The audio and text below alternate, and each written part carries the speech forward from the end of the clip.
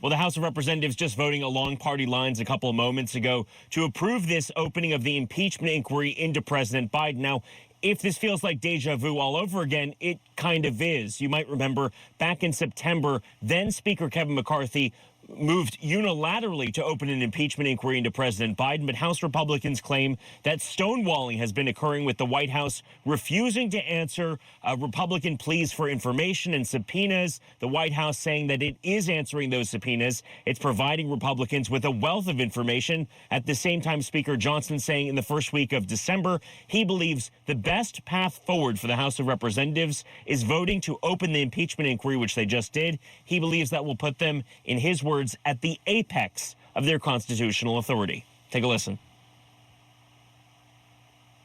We have come to this sort of inflection point because, Chad, right now the White House is stonewalling that investigation. They're refusing to turn over key witnesses to allow them to testify as they've been subpoenaed. They're refusing to turn over thousands of documents for the National Archives.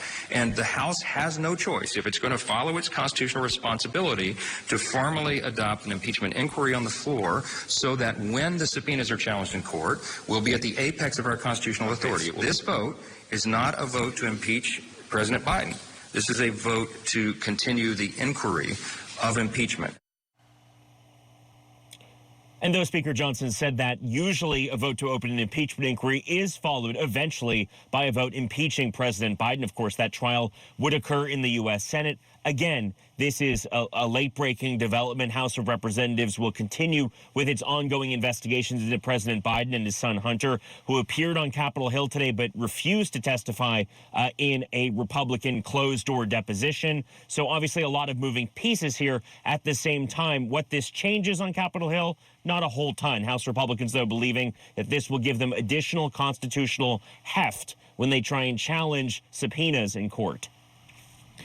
So, Nate, it sounds like, okay, so they had the vote. They feel like they have more power to continue to investigate the president, which they've already been doing. But have they given any indication, Republicans, what they are hoping to find, or what specifically the documents that they want access to but have so far been denied?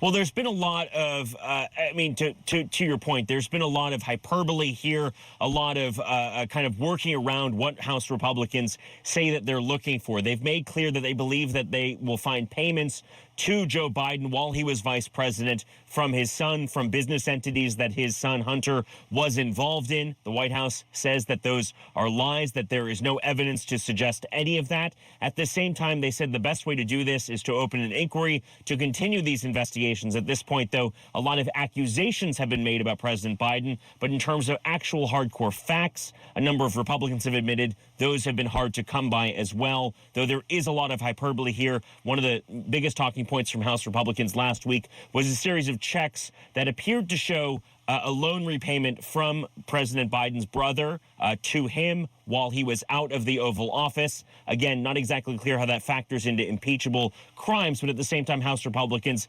continuing this investigation, saying they'll get to the bottom of whether or not to impeach President Biden. Right, and they'll get to the bottom of it. We'll see how this turns out. Scripps News congressional correspondent Nathaniel Reed on Capitol Hill. Thank you, Nate. And folks, we're going to have